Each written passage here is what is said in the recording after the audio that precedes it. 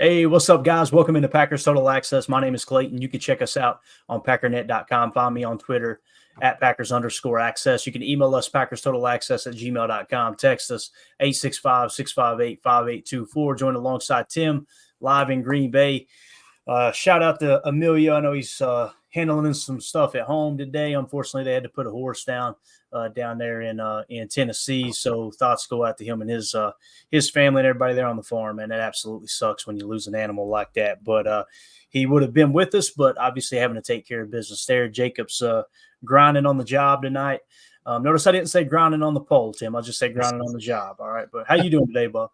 Doing good, man. Happy to be here. Got a little garage therapy in this afternoon. Did some work outside. Felt good. Happy to be here and talk some ball, man. Going a little early. I love it.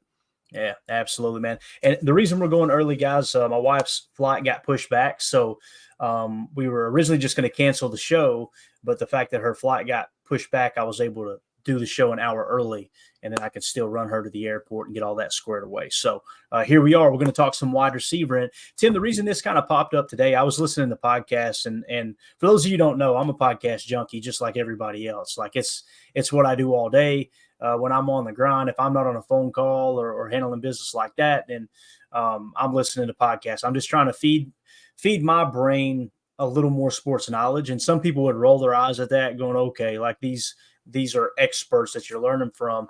I just think the more information, the better. And then, use your own judgment and cipher through the information, decide is it important information or not, right? So the big talking point that I'm hearing, obviously you get the Jordan Love contract conversation, which we hit on a little bit last night before we broke down the big Thanksgiving win over the Detroit Lions. The other thing is the wide receiver room. And you keep hearing this pop up, like, who's wide receiver one. I think many people don't even know what a wide receiver one is. And that's why you'll never hear me talk about, yes, he's wide receiver one. Because I think wide receiver one means they're worthy of number one wide receiver money, meaning Justin Jefferson, $35 million per. I'm not sitting here debating whether or not Justin Jefferson's worth $35 million. If there's a receiver in the league that is, it's probably him. There's a handful of guys that are in that same kind of tier.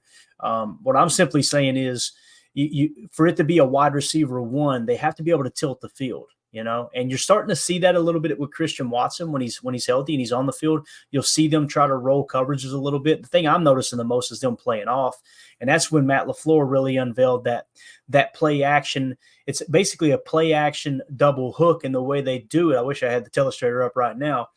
They have the two outside receivers, whether it's the boundary X or the Z. They'll kind of look like they're running a skinny post, and they'll get those defenders to commit. As soon as they flip their hips, it's usually at about 12 to 14 yards. They just chop it down, turn around, and it's just a wide open curl route. You've seen them do that over and over and over. So you're starting to see with Christian Watson, in my opinion, him starting to really make the defense play him different when he's healthy, when he's on the field. Do I think he's a true number one? I can't say that yet because I don't see them rolling coverage that much. Now, I know there's been comments about, him getting triple covered. I know some people on Twitter were talking about that, I haven't personally seen that. You break down the tape, you break down the play, and you go, okay, yeah, I don't think anybody in the league gets triple covered. I'll just put it that way. So it might have been just how the defense fell with that particular passing concept. Maybe someone was out of place. The closest that we've seen to that, Tim, over the years is the bullseye defense with Bill Belichick in New England, where he would take his number one corner and put it on the number two receiver, and then he would take his number two and number three corner and put those two guys on the number one wide receiver. That's what they call bullseye. So you're double covering the number one receiver with your two and three, best cornerback. And then you're taking your number one corner and putting it on the number two target. So you're shutting them both down simultaneously, which is kind of cool. So if you don't have a receiving core that's deep and you got a true number three that can be a difference maker, then you're kind of up the creek without a paddle, so to speak. Now with the Packers, we don't have that problem. I mean, I really feel like we've got some good depth, Tim. I'm excited about this receiving core. So what I did was I put a Twitter poll out to see, hey, what's everybody thinking? And really the question that I asked, and the same thing in here, we've got a YouTube Twitter poll. I think I can see it in the command center. Yeah, so I've got it in here in the command center. So we'll keep an eye on that poll as well. What I asked was, who is the Packers' best wide receiver? I asked Christian Watson, Romeo Doubs, Jaden Reed, and Dontavian Wicks. So, Tim, I want to ask you right off the bat, because what I did was I went through and found some statistics that I think are pretty important when determining how good a wide receiver is. And I compiled those statistics throughout our wide receiver room. But just off the bat here, who would you say would be the best receiver on our team as it sits right now? Well, my first reaction is his receiving is tough. Exactly. My first reaction, because it's tough to pick a number one. Really is. You know, hand in hand with what you're saying, Clayton, is true. Like, I'm sure you've got a list of attributes and not just stats, but just attributes that really make a bona fide number one. Like what you said about tilting coverage, you know, that's so true. Like we saw that with, you know, Randy Moss comes to mind, guys like even T.O., you know, Calvin Johnson.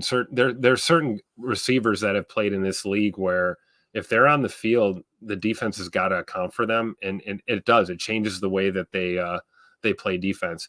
So when it comes to the Packers, you know, I feel like it's tough to make that call, like who is a bona fide number one. But I can tell you in my heart of heart, like my initial reaction when I saw that poll is Rome. Like Doubs is like, to me, he's the most valuable on our team right now. And, you know, we can have the debate about him being a possession receiver or he's not a field stretcher, this, that, and the third. But what I do know is this, is that covered or not covered, you know, safety help over the top or not, Rome's coming up with the catch. If the ball's there and it's in an area he can make the catch, he's going to make the catch. And to me, that's extremely valuable. So that would be my pick, like just off the cuff, you know, like gut reaction is Romeo Doubs. And then obviously Scoot, you know, we talk about him being healthy.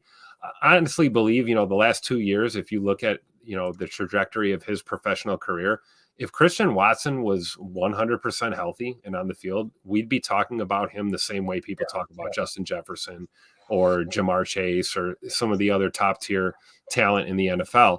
The injury bug has, you know, bitten Scoot pretty hard the last couple of years, and it's kind of stymied his, you know, his rise to stardom in the NFL. But, you know, people who know, like when that dude's healthy and he's on the field, he is a problem for defenses. So, you know, statistically speaking, technically speaking, yeah, it's probably Christian Watson, but my pick for sure is Romeo Doubs. Like if you told me there was a guy on the team that you don't want to let go, that you do want to give a little bit of money to and keep him around, I think it's Romeo Doubs. And it's not just the on the field, you know, tangible stuff. It's the stuff, you know, between the lines and off the field too. Rome is a different type of leader.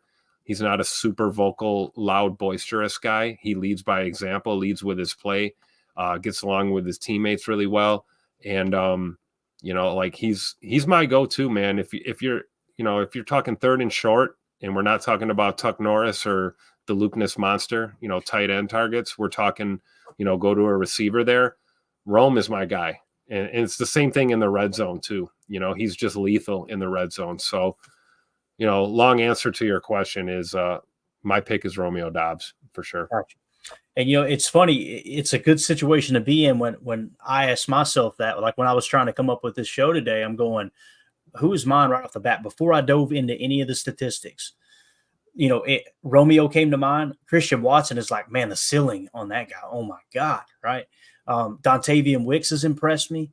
The one that I came up with though was Jaden Reed. I was sitting there going, it just feels like Jaden Reed he can play out of the slot. He can play Z. You can use him on reverses.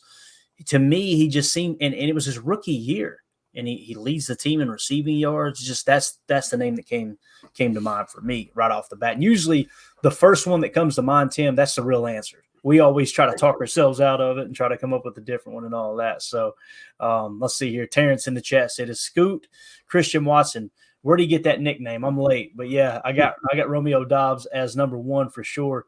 He's consistent and can rely on him. Yeah. So Scoot, that is his nickname. It was a childhood nickname. We had Christian Watson's mother on the podcast right, you know, shortly after the draft. We had her on and for her to kind of tell their story and the grind it took as a family to get you know, her boys involved in football and keep them involved in football and all that good stuff. It was really pretty powerful interview. Just hearing her talk, it had nothing to do with us. It was just everything to do with her telling their story. But she said that was his nickname, was Scoot. So if we could get that passed around, that'd be a good little. You remember the John Coon days, right? Where everybody would say Coon. Yep. Can't Scoot. Pretty cool, right? So that was a childhood nickname of his for sure, though. I like what Chris says here. Tim got all the nicknames. He does.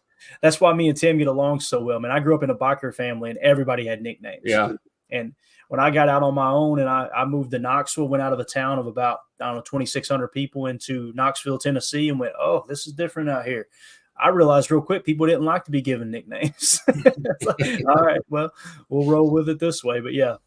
Let's go to the chat, too, for some of the answers here. 2-0 for this says, this question is so difficult. Amen. Yes. That's why I wanted to talk about it. Because that was a great question, Clayton, because it's got everyone's gears turning. Yeah, and again, it's what everybody's talking about. And as they're talking, I hear somebody go, well, I think it's this guy. I think it's that guy. And every time I go, that's a good point. That's a good point. Yeah, it's like nobody's wrong. Right. Like your answer is not wrong at all. He says, so the question is so difficult. It's so easy to say Wicks, but Watson with his hamstrings under control will be unstoppable, man. You've seen him high pointing balls there last year. We're getting into the kind of that little stretch where he blew up again. And first play from scrimmage in that Thanksgiving Day game that we broke down last night, him going up and high pointing that ball in double coverage, a ball that was underthrown. Kind of feels like, too, it was no coincidence that that's kind of the game where Jordan Love started to turn the season around. Yep. Maybe he got a little more confident, like, hey, look, I don't have to be perfect. I need to stop stressing. I need to just get rely on my natural ability and do what I've always done, and my guys are going to go make a play type thing. Just trust it. That goes back to 22 when, Aaron went down in the Philly game. If you guys remember, we played the Eagles, and Jordan had to come into that game. And the first thing he was doing was looking for Scoot. And He hit Watson on a couple crossers, skinny posts, that kind of thing. And all of a sudden we crept back into that game. We almost ran away with that. I believe that was a Monday night game or Thursday night, one of those, weeknight games against, a decent opponent in the Eagles, a team we're playing week 1 this year. But you saw that right away that Jordan just kind of settled in and trusted it and, looked for his guys. And, it's so true. Watson healthy is a problem in the NFL. Let's be honest. So I think after seeing the specialist, after the work that he's done in the offseason to kind of, figure out what's going on with that hammy, that nagging issue, this dude stays healthy and we get him for 80, 85, 90% of the season. It's going to be a great year. For the Packers and Christian Watson for sure. I completely agree. R.E. Iron Miner says, my hope is we have the number 1 wide receiver room. Amen. That would be awesome. I'll go sign that. I don't need a number 1 receiver. I need a number 1 receiver room for sure. You know what's funny? The number 1 receiver is, what are we running that play, right? Who's the X? Who's the Y? How are we set up? And let the defense try and figure out who the hell they're going to double team. Because you're going to leave somebody open and they're going to make you look bad. I love it. And, something that Matt LaFleur talked about in 2022 when people were trying to, dog Aaron pretty hard. And obviously Aaron had the broken thumb. But on top of that, Matt was saying we're limited on who we can put in the flyer position. Because in the flyer position, the offense, when you guys hear me break down a play on Chalk Talk, I'm breaking down the end result. But what none of us know are what are the choice routes on the play? What are the choice decisions to be made on that specific play, down and distance route, route combination out of 11 personnel, 12 personnel, whatever it may be, and what kind of what kind of formation it is. But the reality is what Matt LaFleur was talking about. When you're playing flyer, you're doing a lot of motion, right? You're moving around. So not only do you need to be able to run the correct choice route if you're playing, flyer Z on that particular play, but if you now motion over to the opposite side of the field, depending on which hash you're on, which side's the boundary side, which side's the field side, the wide side of the field, that's gonna totally change the choice route aspect. So what he said was basically how Matt LaFleur answered that question was like, guys, you've got to have someone in that flyer position that knows all the choices. He's got to be able to read the defense the same exact way the quarterback's going to. And I don't think it was any coincidence the second half of the season it really started to kind of come together. But 2-0 for this says, our room is so dangerous because they each have different skills that can be used in different ways. that when they all work together, you can't stop everyone. Absolutely. And that's some of the key statistics and metrics we're going to break down this evening. You'll kind of see that. We're going to come up with an answer, okay? And it's based off of the 5 top statistics that I think are most important as far as, okay, how did these guys do in these situations, whether it's passer rating when targeted, drop percentage, yards per route run, brokens plus missed tackle percentage, and the PFF grade, all that. We're going to show you who leads in all of those categories, and then we're going to average it up and go, okay, here's the overall best wide receiver if you want to look at it from that perspective. So the cool thing is you'll notice, like with Jayden Reed, he might be, might have the best passer rating when targeted, but then you turn around and Bo Melton might have the lowest drop percentage, and it's okay. Maybe you put those guys in a position to do what they do well. And that's exactly what 2-0 for this is talking about. And I just love the game of football and that cat and mouse that goes on. Jan in the chat says, my ranking is Watson, Reed, Wicks, Melton, Dobbs. Tim, totally. I can't even be mad at that. Right, and it's totally like the Rome opposite. is my number one, Right. but like I look at this and I can't even be mad at that because you look at it and go, I can see that. Okay, yeah, for sure. Yeah, and this year is going to really kind of, last year our whole theme on the post game shows and on the podcast in general throughout the entire season was we get another piece of the puzzle this week. All right, is Jordan Love the guy? Is Matt LaFleur the guy without Aaron? Right? Is, who's going to be the number one receiver? Is, all these questions. It's like every week you get another piece of the puzzle. This year, we're going to get all those pieces put in place with the wide receiver room. We're going to get a really, really good look at exactly how this lays out. But yeah, I read Jan's and I'm like, that's the opposite from what Tim said. And I still can't disagree with it. Just I couldn't disagree with him. Judah Tom says, Bo Melton, he only needs more snaps. Amen. And that's the big thing. Bo Melton is included in these statistics we're going to lay out, but he only had 20, I think it was 24 or 25 targets. So we're going to mention that, but at the same time, we're not going to penalize him for having far fewer targets. Cheese curds make my stomach hurt all the time, but I do eat them though. Because you can only do what you can with it with the opportunities you've got. 2-0 for this says Dobbs has the love connection and the work ethic that helps immensely. You cannot deny the fact that Romeo Dobbs and Jordan Love working together for multiple years now in the offseason. Guys, they were working together before they were on the Packers. Before Romeo Dobbs came to Green Bay, he and Jordan Love were working with the same trainers in California in the offseason. Think about that. So they've been building chemistry kind of unintentionally for a long time. It just so happens they end up playing together. And I guarantee you, Goody, when he was looking at, setting his tiers up and setting his draft board up that year, I bet he looked at Romeo Dobbs like, you know what? We probably need to give him just a little bit of a bump because he's been working with our future quarterback already. It doesn't hurt. So, yeah. Let's see here. 2-0 for this. Calling it now. We have 5 1,000-yard receivers this year. I hope you're right. I love it. I'm not putting my money on that 2-0 for this, but I hope you're right, my man. No doubt about that. All right, let's go to the Twitter poll real quick. I think I grabbed a screen grab here. Of course, I forgot to upload it. On Twitter, this was just a few minutes ago. We have an update to that poll. Well, looky here. Let me delete something, Tim. It always works like this, bro. We're always out of space on this joke of a show here. I'm going to get up a StreamYard and tell them I'd be willing to pay double the money per month for the subscription if they just give us a little extra memory here. But here it is. So on Twitter, I put, who's the Packers' best wide receiver? Right now leading the way, Dontavian. No, it ain't. No, it's Bird. Bird's leading the way, 31%. Jayden Reed, 31%. In second place, Dontavian Wicks, 27.3%. In third place, Christian Watson, 21.8%. And Romeo Dobbs, number 4 at 19.9. We couldn't put Bo Melton on because you can only add 4 choices on that poll. So we'll keep our eye on that and check back in on it again here in a second. Let's go to the YouTube poll. I like this right here. Dave in the chat says, question is loaded, can't answer fairly. It's a fact, man. It's so true. And everybody in YouTube, make sure you get your votes in, okay? We've got a poll up on YouTube there as well. Right now, the poll is neck and neck. Christian Watson, 28%. Romeo Dobbs, 28%. Jayden Reed, 24%. And Dontavian Wicks, 20%. Quite the opposite from what Twitter said. So pretty cool.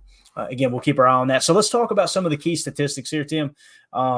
when I was breaking this down, again, these are the statistics that I think are the categories I think are most important when it comes to a receiver. First and foremost, two things. I personally like PFF. It's not like the top of the echelon for me, but I love the fact that their offensive grades include run blocking as well as receiving grades and things like that, because I do think that's very important. Anytime you're playing the type of offensive system that the Green Bay Packers are under Matt LaFleur, where you got a lot of those nasty splits, those tight nasties, they got to be able to block inside. And it's easy for people to go, well, what's his receiving grade? Okay, when we're averaging 3.2 yards a pop on a game, don't get mad because the running game ain't working, because you just were concerned about how good are they at receiving. You got to, in this system, you've got to have guys that can block at the wide receiver position. We've seen them. Seen them put Christian Watson in on the wing several times, right, for that very reason. But what I've got is passer rating when targeted, drop percentage, yards per route run, and then broken plus missed tackle percentage. Okay, so let's start with, and then we got the PFF grade as well, their offensive PFF grade. So let's start with passer rating when targeted. For the Green Bay Packers last year, passer rating when targeted was Jayden Reed. Okay, his passer rating when targeted was 117.9. In second place was Dontavian Wicks at 115.7. In third place was Bo Melton at 109.4. In fourth place was Romeo Doubs at 97.3.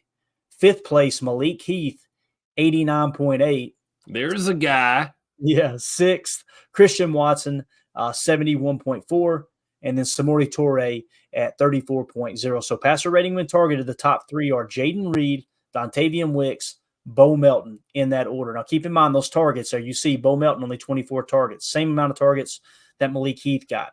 All right. And that's the really cool thing about Jayden Reed being so high on this is he had 94 targets, Tim. 94 targets, and had a receiving rating, which is passer rating when targeted, of 117.9. Absolutely wild. So yeah, like Perk is one of them dudes that the more you give him the ball, the better the outcome. He's going to have, we've been doing the deep dives, reviewing the games from last year, and there were a few Jayden Reed drops, balls that hit him in the hand, that kind of thing. But like the more you look to a guy like that, the better he's going to be. You just got to keep feeding him the ball and good things happen. And that's, whether it's slot, out of the backfield, on the boundary, it doesn't seem to matter. Jayden Reed is like really versatile as a wideout. So it makes sense that he's at the top of the list there for sure. And Bo being third is impressive considering that, injury kind of cheated him out of a lot of his season last year. And we didn't really get to see him until the second half of the year going into the playoffs. So, major contributor right there for sure. Yeah. So the next statistic is drop percentage. Okay, so this is percentage of passes that they dropped. All right. I'm assuming SIS has this data correct. And as soon as I read this 0% for Bo Melton, Tim, I immediately thought, okay, I don't remember him dropping a pass. Yep. Do you? I don't. I can't think of one where, no, he had this one. I can't think of a time. So here's the drop percentage. Number one, Bo Melton at 0%. Number two, Christian Watson at 2.7%. I thought he pretty good for a guy who's glass, right? Yeah, pretty exactly. good for a guy that can't high point the ball and he's not good in coverage situations. Yeah, I love to see that. Scoot at number Me too. 2. That's phenomenal. I'm not going to BS either. You guys know I have been a Christian Watson stan, right? Yep. I'm not. I'm one that's like, no, guys, we're watching a different game here, man. Yes, he needs to stay healthy. I got it. But this surprised me, though, Tim. I did not expect him to have a 2.7% drop rate. I was like, holy cow. Number 3, Jayden Reed, 3.9%. Number 4, Romeo Doubs, 4.1%. Number 5, Samori Toure, 7.7%. Number 6, Dontavian Wicks, 8.5%. And then number 7 is Malik Heath at 9.5%. The two that surprised me, Christian Watson, very low drop percentage, and Dontavian Wicks, a little bit high, right? See what I like, though, is look at the targets, right? So you see Scoot 53 targets, Bo Melton 24 targets, Jayden Reed 94. Rome with the most targets, by a couple there, 96 and only a 4.1% drop percentage. That's exactly what I'm talking about with Romeo Doubs. Is that amount of targets, on target catch percentage is high. His drop rate is relatively low considering the amount of times he's been targeted. That's why I picked Rome. Yeah, definitely. Let's take a quick second here, Tim. I want to give a shout out to our sponsors tonight, and that's Ticket King, the official ticket provider of Packer Fan Total Access, Wisconsin-based since 1992, specializing in Packers tickets. They are Wisconsin's largest ticket source, with offices next to Lambeau Field and in Milwaukee. You can click on the link in the video description that'll send you to theticketking.com, where you can register for free as a customer. Go ahead and start shopping for those Packers tickets. They've got it all up and running, ready to roll. So make sure you hop over to theticketking.com for all of your Packer ticket needs. Again, that's Ticket King, the official ticket provider of Packer Fan Total Access. We appreciate them sponsoring the show this evening. All right, so again, drop percentage, top 3, Bo Melton, Christian Watson, Jayden Reed. Now let's move on to yards per route run, Tim. So yards per route run, this kind of breaks down, okay, when they're on the field and they're running a route in a pass play, right, how many yards are they averaging per route they run? I really like this statistic. Number 1, Bo Melton at 3.1. Number 2, Dontavian Wicks at 2.3. Number 3, Jayden Reed at 2.2. Number 4, Christian Watson, 1.8. Number 5, Romeo Dobbs, 1.5. Malik Heath at 6th with 1.1. And then Samori Toure comes in the 7th spot at 1.0. So your top 3 on yards per route run, Bo Melton, undrafted free agent to the best of my knowledge, or maybe he was drafted and we just picked him up off the scrap heap. Dontavian Wicks, late round pick, and Jayden Reed, 2nd round pick. The guy who was going to be too small and too slow to play at the NFL level, I shouldn't say to play at the NFL level, but to be a playmaker at the NFL level. But what do you think about this? Did this kind of catch you off guard? Because I know it did for me, man. Yeah, for sure. I mean, let's be honest. Jayden Reed is the diamond in the rough of that draft class, right? I mean, an absolute steal by Goody and a critical piece in our offense. I love it. Seeing Bo at the top of the list, though, yeah, that kind of threw me for a loop for sure. Again, considering what Bo's been able to do with limited targets, limited reps, limited game action. Yeah, I like that 2-0 for this no drop Bo. I love it. That's the dude right there. And I'm telling you, I saw it at camp last year. Even while he was working back from injury, like he absolutely dedicated on the field and, a true craftsman. He's you can actually look up on YouTube. There's some footage of him with some of the wide receiver academies back from his days at Rutgers, where he was, doing these drills and running these new routes and route concepts and different moves, first move, second move, double move kind of approach. And Bo was the guy that they used as an example for a lot of those instructional videos. Like they're literally teaching, high school receivers based off of what Bo Melton was doing on tape in college. And it's just great to see it translate to the NFL. And again, he's a guy kind of like Scoot. If he's healthy and he's available and he's on the field, he's deadly. There's no doubt about it. And you got to account for him. So we're just blessed to have a guy like that on our team. And, we go down the rest of the list and, it just never ends. I mean, we can go to the bottom of the barrel on the depth chart of our receivers. And I feel like they're better than a lot of the 1s, 2s, and 3s running with some of these other teams in the league right now. Yeah, absolutely, man. So 2-0 for this says no drop Bo. He went on to say, I don't have kids, but I feel like picking your favorite child is easier to answer than who your best receiver is. It's a good problem to have. That's so true.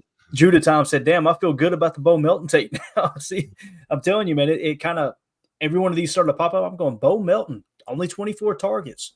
But this dude did everything they asked him to do, man. I'm really excited to see what he can do with another full training camp under his belt. Let's go, man. Ron Sanville said, would a slot receiver likely have a higher quarterback rating as a result of the routes run? I think that's a fair comment, Ron. I do. And I imagine you're probably thinking Jayden Reed, right? He's leading in passer rating when targeted. That makes sense. A slot. How many times did we see him make a play, though, man? Think of the Saints game where he made the diving grab when they ran. It was the dagger concept. He was the number 2, right? It was on the right side of the field. He was the number 2 with the dagger concept. You count the receivers from outside in. The number 1 receiver ran kind of a shallow cross or a shallow dig, if you will, pretty sharp dig. And the number 2, being Jayden Reed, ran a non-route, a go, a fly, but he kind of faded it off, kind of faded it toward the sideline. Full extension dive and grab. So I understand what you're saying because he probably did play more slot and flyer than maybe anyone on the entire roster. At the same time, though, man, he made some of those plays down the field on corner routes and deep crossers and all that. Think of the Pittsburgh game too. Yeah. Remember the deep crosser that we hit? Jordan hit him for 6 in double coverage. That's another one, right? So again, I think it's a fair comment. But with Jayden Reed's situation, as I was reading your comment, I'm going, I don't know, man. I've seen him make a lot of plays downfield last year. You know, if that's what you were kind of hinting at, Ron, because that's kind of the way I took it there. But it would depend on the offense too, right? Like how many times you're really targeting that slot guy. You know, it depends on what you're running and what type of threat you have in the slot. Some teams lean on that slot receiver, some teams don't, and they're going to the boundary. The slot's more of a decoy, or you're running that. We're not the only team that runs the dagger concept. High and lows, different reads for your quarterback, but I think it all depends on, how often you're utilizing a guy in the slot. But, looking at us, the Packers, I mean, we love our slot receivers, right? And Matt LaFleur is in his bag and loves to get work done in the trenches there with our slot guys. And, I look at our list right now. I mean, is there anyone on the list that can't line up in the slot? Like that was LaFleur's point, is like, it's gonna come down to who can learn these choice routes at the flyer position. I feel like everybody can play flyer at this point. Really do. Yeah, I think he kind of thrives in it though. Oh yeah, some better than others, but I think the versatility is huge, and we've heard Tupac LaFleur talk about that, right? Versatility at the receiver position. Definitely. Ron Sample says, absolutely agree on Reed's playmaking. Yeah, he's just really phenomenal. And what's crazy, if you go back and watched not his last year at Michigan State, but the year before, they played him in the Z more than anywhere. And everybody was going, he's just a slot, he's just a slot, he's just a slot. I'm going, y'all have not watched the college tape. This dude is a Z receiver. Like, he played Z a ton at Michigan State. But yeah, so let's see here. Another comment, I can't put it on the screen because there's a little bit of language, but Dave's MX6 Garcia says, I tried to tell y'all about Bo before Seattle got him. We stole him, and I'm happier than a pig in poopy. I will just leave it at that. All right. So good call on Bo, man. No doubt. 2-0 for this says, I've said it before and I'll say it again. JSN, who you guys remember when everybody was freaking out because we didn't take Jackson Smith in Jigba? Everybody was losing. Not everybody. A lot of Packer fans were losing their mind because we passed up on him in the first round. And look, here we are, and it's like, nah, everything's fine. Everybody just calm down. Who's the guy ended up in Pittsburgh too? What's the other one? Oh yeah, George Pickens, right? Wasn't he another one? Yeah, people were upset we didn't take Pickens too. Yep, definitely. 2-0 for this says, it turns out that not getting Jefferson or Ayuk and getting Love was the biggest blessing in disguise. That's a great point. Amen. And it's another reason, gang, why these teams put such high value on top quarterbacks. And when I say top quarterbacks, I'm talking about guys that are potential first to second round picks. Second round talents turn into first round talents in the draft when it comes to the quarterback position. Hey, it's, again, I didn't coin the phrase, Greg Cosell did, but he said every spring there's 2 drafts, the NFL draft and the NFL quarterback draft, because quarterbacks are treated one tier higher than their actual tier of talent. It's that important. And that's exactly what Goody did, man. He pulled the trigger, traded a 4th, climbed up, got Jordan Love, got scrutinized for it for 3 years, and now he's looking like he might potentially be a genius. So I agree though, man. It is kind of a blessing in disguise for sure. Romero Hill in the chat said, do you guys feel the last 2 drafts were our best under Goody? Absolutely. I feel, here's the thing though, the Jordan Love pick, if Jordan Love ends up being as good as we think he is, Tim, that's going to be the draft that gets the best rate. It's A+. If you hit on the quarterback, you can miss on every other position, but if you find your franchise quarterback, A+, no doubt. It's almost like Goody was Ted Thompson's understudy or something. It's almost like he was around. No doubt.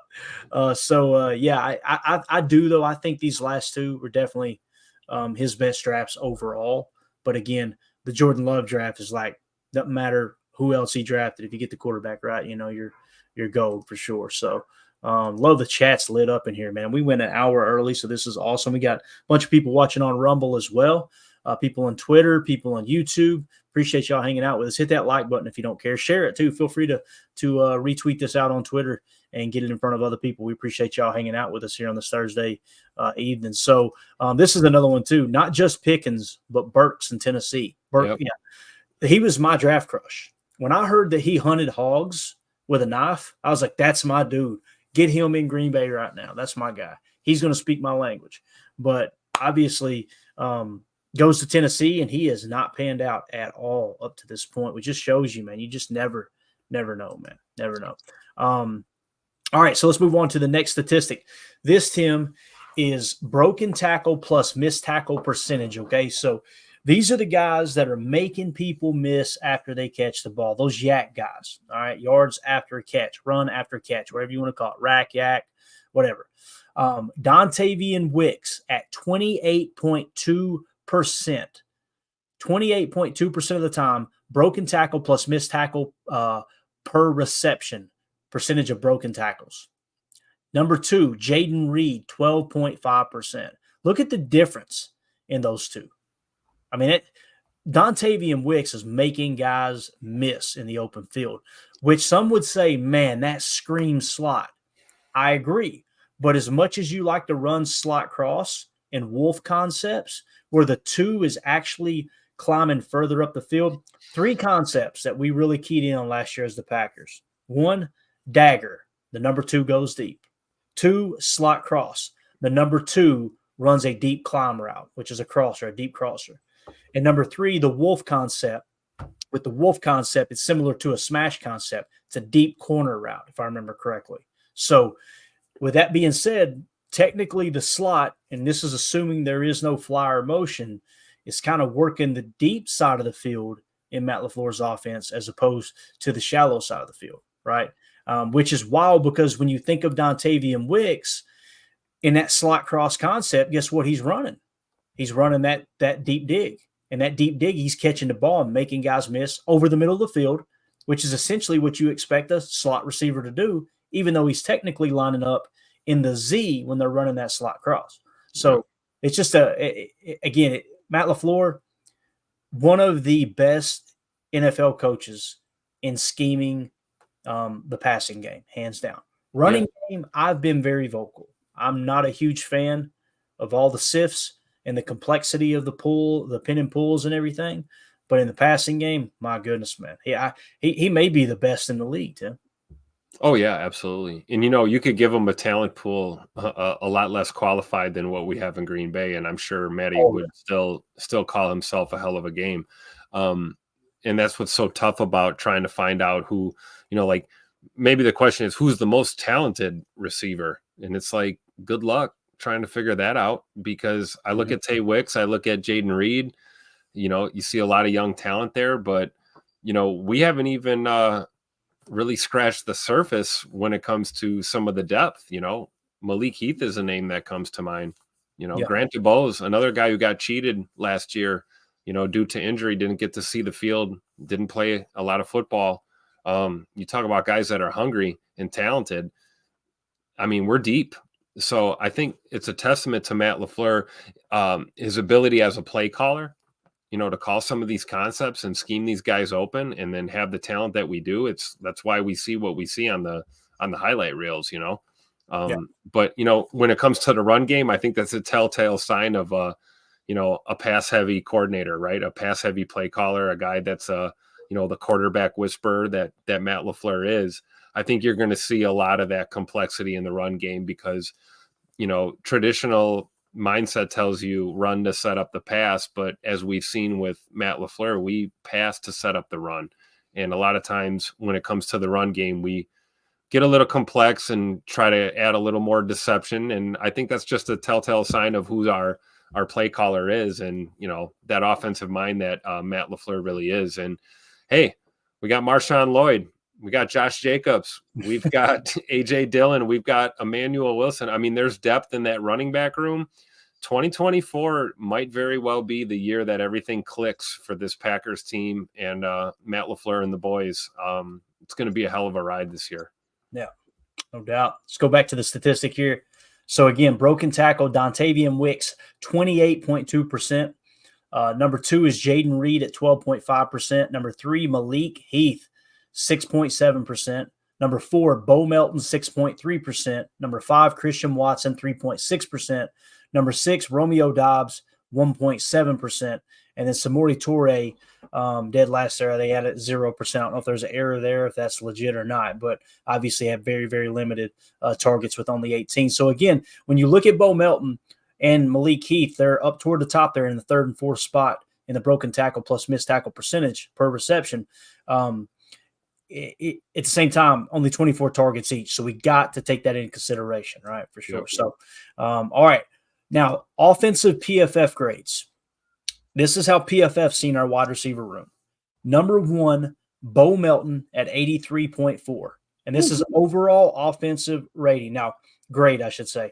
Keep in mind, I sorted the receiving grade, and the only thing that changed were, I think it was Jaden Reed and Romeo Dobbs, obviously right there. So you see the grade, the way it lines up with the receiving grade. I think Jaden Reed might have had a slightly higher receiving grade than Romeo Dobbs, if I remember correctly. So it's still pretty close, but again, I want the entire offensive grade. I want to know how they block as well. All that kind of baked into the entire recipe. But Bo Melton, 83.4. Number 2, Dontavian Wicks, 77.8. Number 3, Romeo Dobbs at 73.6. Number 4, Jaden Reed at 73.3. And number 5, Christian Watson at 68.2. Number 6, Samori Toure, 60.6. And number 7, Malik Heath at 60.1. So, again, your top 3 when it comes to PFF grades on offense, Bo Melton, Dontavian Wicks, and Romeo Dobbs. Does this surprise you at all right here, Tim? No.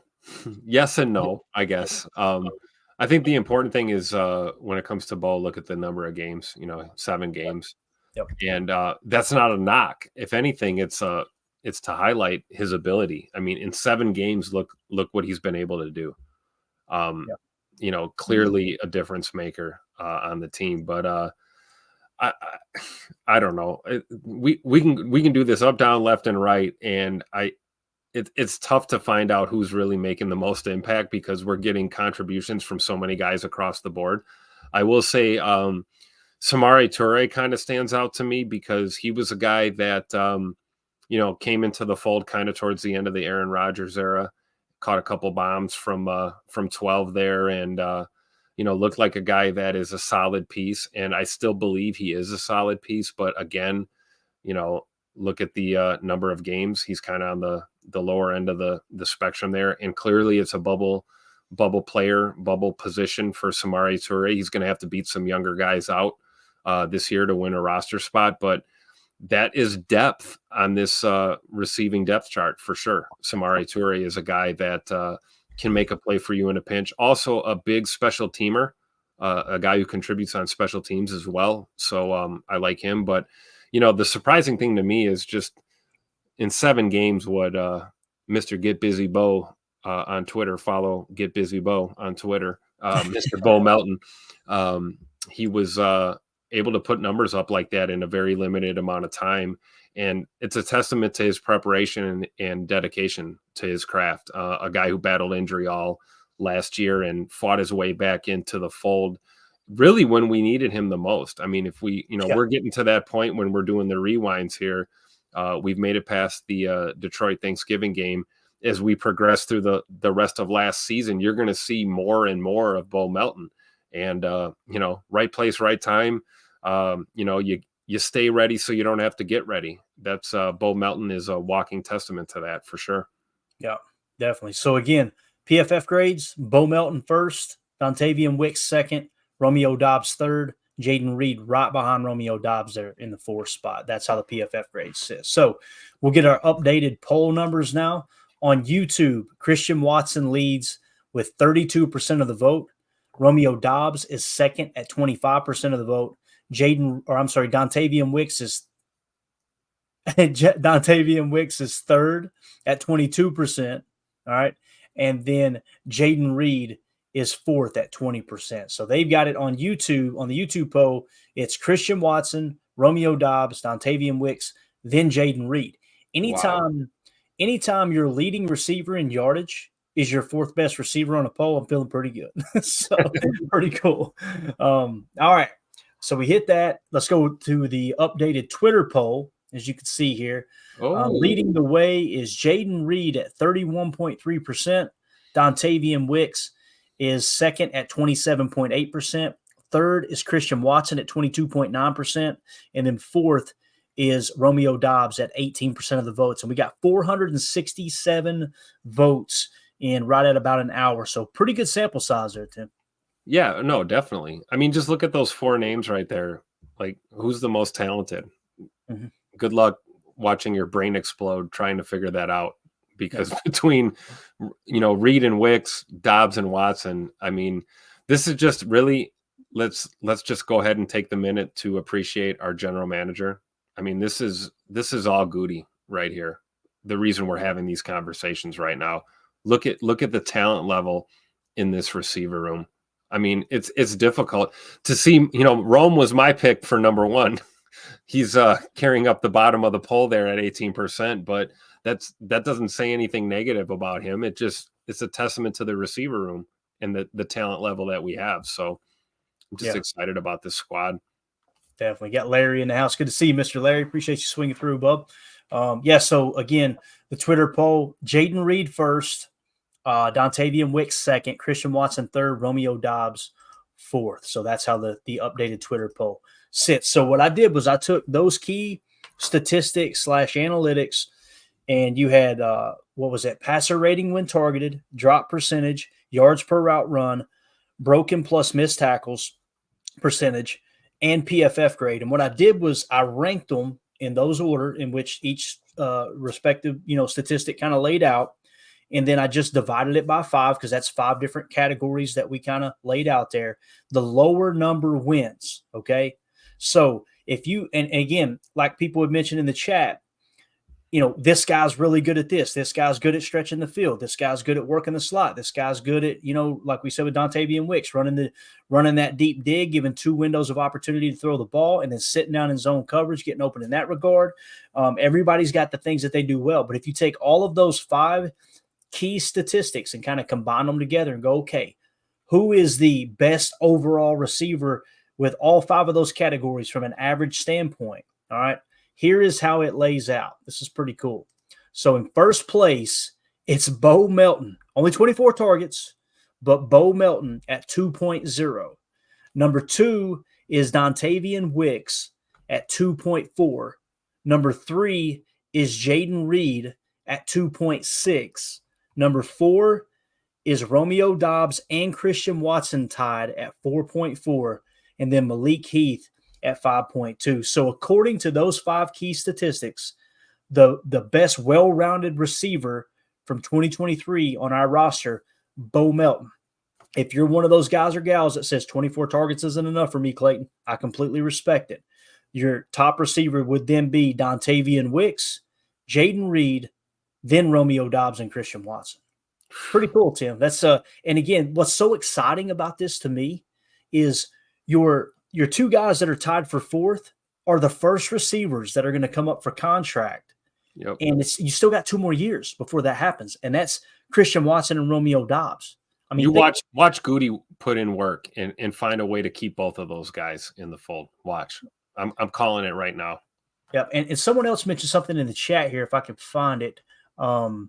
It was really interesting. They were talking about it being above average grades, everyone pretty much being above average grades. And they said it couldn't be normal. Gosh, who was that? There we go. Ron Sanville says all 7 are average or above grades. Talking about PFF has to be unusual. Here's what's really unusual about that. PFF is saying, hey, these guys are above average or good players. Look at the cap hits on them. Christian Watson, and this is 2024 this year, $2.5 million against the cap. Justin Jefferson just got $35 million per. Okay, now I understand his cap hit's going to be like 17 this year. Then it jumps up into the 30s next year, if I remember correctly. But Jayden Reed, 1.6. So if you remove Bo Melton, Dontavian Wicks, and Jayden Reed are your best receivers. Jayden Reed, $1.6 million against the cap. And then look at Tay Wicks, $990K. Oh my gosh. And this is the reason I'm mentioning this. Now, keep in mind, Christian Watson and Romeo Dobbs came in the league at the same time. We're getting ready to wrap up here. Look at his cap hit. This is Christian Watson. It's 2024. He's under contract next year as well. Okay, so we don't even have to worry about him hitting free agency till 2026. So next year, what I would like to see happen, based off what we're – this is assuming that Dontavian Wicks and Jaden Reed both ball out this year. Oh, by the way, Bo Melton continues to play the way he did with a larger sample size.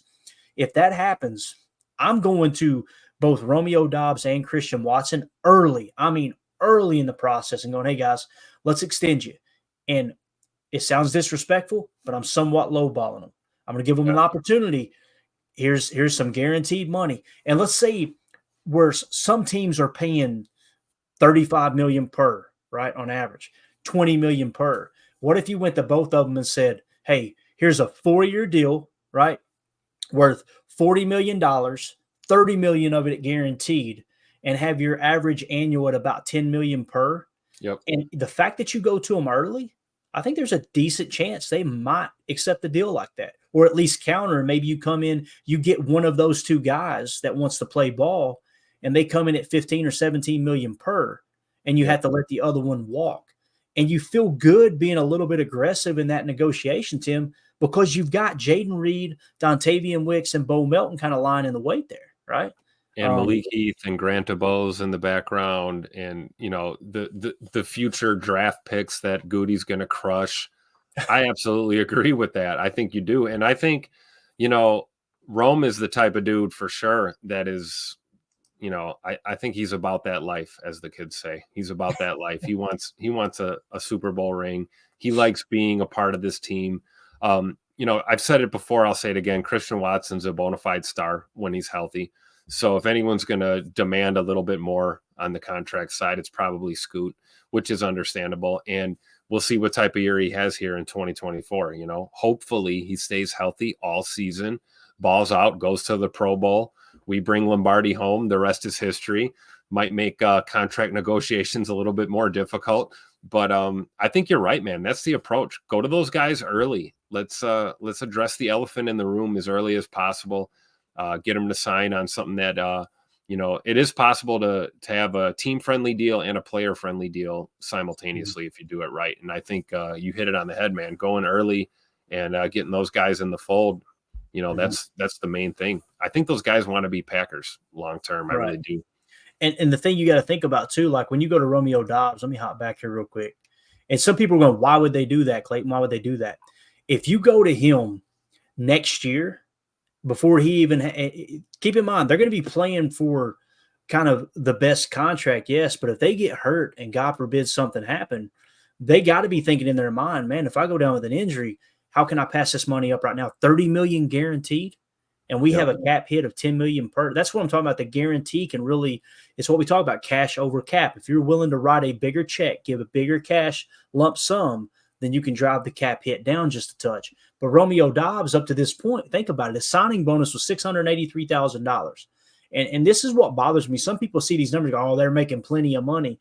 Guys, as a professional athlete, $985,000 is your base salary, right? And then your overall cap hit of $1.1 million, your signing, which was proration. We talked about the prorated aspect already, but $170,000 that he got up front times 4. He could be sitting there going, you know what, man? Yes, I appreciate and love my base salary, my weekly check, but man, $30 million in the bank sounding pretty good right now. Yep. And if you go to them early, someone did a study a couple years ago, and maybe it's outdated now, but if with early negotiation, trying to keep people in-house that's already on your roster, you saved on average something like 15%. Rather than letting them test the market in most cases. Sometimes it's even more than that. But again, you can always restructure down the road, right? Yeah. Get it done early, and you can always, go back and restructure. Yep. Absolutely. So I thought that would be a cool little conversation to have there. But again, just want to point out, like with Dobby, it's not like he's, Daddy Warbucks over here, right? He's playing on, and the thing is, if you go back and look at Dontavian Wicks, it's very similar. If you look at Dontavian Wicks's contract, what did he get at signing here? Guaranteed at signed $302,000. Wow. Right. So That's a guy you're going to want to go to early also, because if he Yeah. balls out this year, man, I mean, if he he doesn't even have to get better, Tim. And listen, I'm not Right. saying he should rest on his laurels here. I'm simply saying if he just plays the way he played last year, that Yep. dude's going to make a ton of money in this league. He is. absolutely. So it's cool to kind of try to, all right, we looked at 5 key statistics, including the PFF grade. We looked at the Twitter poll. We looked at the YouTube poll. We compared the contracts in regards to how these guys are getting paid. I want to look at one last thing and we'll get out of here. Bo Melton, I want to see how his is structured here, because sometimes they'll show you. So let's see here. So yeah, I don't understand the rules fully when it comes to the cap breakdown from players that were drafted by someone else, because you notice how those are pretty much voided out. But I do know when we looked at the summary before and the cap breakdown, he was going to be, I'm pretty sure, another exclusive rights free agent. So Bo Melton will probably get a bite at the apple before any other receiver in the receiver room, if I remember correctly. Now, again, as soon as we all think we understand the cap pretty well, and it's why I do not claim to be a cap guru on Twitter. I'm the farthest thing from it. I've been studying it for a while now, and I'm trying to understand. I'm trying to learn every single day. But A.J. Dillon, anyone who said they knew about that clause, it cracked me up. Well, I knew about it, but it's just so rare. Ain't nobody was talking about that clause at A.J. Dillon, that you could just sign him the way they did. So, yeah. But anyway, pretty cool to see how the receiver room stacks up there financially. Let's hit a couple chats. We'll get out of here. 2 Over This says, I met someone today who hadn't heard of Bo Melton. I stopped talking to him. I'm not about that life. Man. Ain't got time for that. Cheese curds make my stomach hurt all the time, but I do eat them though. What we call him, Bubble Gut Bo, right? Prince in the chat said a healthy Watson could easily outperform Jefferson this year. That's the other thing too. Jefferson hasn't stayed fully healthy either. Right. That's why when they signed him to that huge contract, I kind of grinned. I was like, hey, man. Yeah, me too. Go ahead and tie up all that cap on one guy. And who's throwing him the ball? Exactly Who's right. throwing him the ball? Yeah. Now, J.J. McCarthy may prove us all wrong. I would not put my money on it at the moment, right? We'll see. The early indications in OTAs, granted it was just OTAs, was he was kind of struggling a bit, right, with accuracy, things like that. But 2-0 for this says Goot is so good at his job that he made his job harder. Yes. That's very well said. Very well said. All right, Tim, you got anything else before we get out of here, bub? I don't know. I'm not a doctor. No, just this was, and I'm glad we got to jump on before you got to go handle some business there. Talking receivers is fun. I'm a defensive guy, but I'm so excited about this wide receiver core that Goody's had in the works for the better part of the last 3 or 4 years, really putting this squad together. And depth. An NFL season is getting longer every year. We're at 17 games. Before you know it, we're going to be at 18 games. You need depth because at the end of the day, man, a guy staying healthy, I don't care where you play, a guy staying healthy for 100% of a season is extremely rare. Guys are going to get banged up. Guys are going to miss a game or two here and there. They're going to go through stretches where they're not playing or they're not available or they're limited. You got guys coming back from injury that are limited reps. So when you look at the receiver core and, the talent that we have, it's exciting, man. I said it last night on the pod. We could start Malik Heath, Bo Melton, and Grant DeBose, and I'd feel like we have a chance to win the game with Matt LaFleur calling the plays and Jordan Love at QB1. So the depth in the receiver core is huge. And then you complement it with depth in the running back room, and our tight end room is starting to really take shape. A dark horse to keep an eye on, is our boy, Mr. Tyler Davis, coming back off of that, massive injury. He could add some depth in that tight end room and, not known as a pass catcher, but hey, that's okay. He can do the dirty work and we can let Musgrave and Kraft be pass catching threats in this offense and just provides even more depth as you grind out, a long season and push through the playoffs. So this was awesome, man, breaking down this receiver room. This is so cool. Absolutely, man. Appreciate everybody hanging out with us. This was a lot of fun. We'll be back tomorrow. I know Ryan's on vacation here on the Packernet Podcast Network. So my plan is to churn out a bunch of content this weekend. Okay, so we'll do PTA live tomorrow night, and we'll probably do 3 shows on Saturday, 3 shows on Sunday if everything goes as planned, and we'll mix in a couple, 2 or 3 of the college football podcasts in there as well for college football total access. So got a lot of cool stuff to break down there. But again, appreciate everybody hanging out with us. We're trying to get the intro video tested. That's my next goal, is to try to get, I'm trying to copyright test the heck out of it to make sure it's not what's triggering a copyright as well. Because again, we haven't gotten word from YouTube exactly what it was. It was just fix it. We're not going to tell you what it is, just fix it. So that's why you're not getting intros, things like that. So we'll just use the countdown thing. Hopefully it doesn't trigger a copyright. It's say copyright free, but we'll see what happens. So we'll see y'all tomorrow. Everybody have a wonderful evening. Stay safe out there.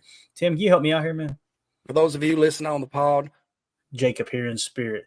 Thank you for making us a part of your day. As always, let's go out and be the change we want to see in the world.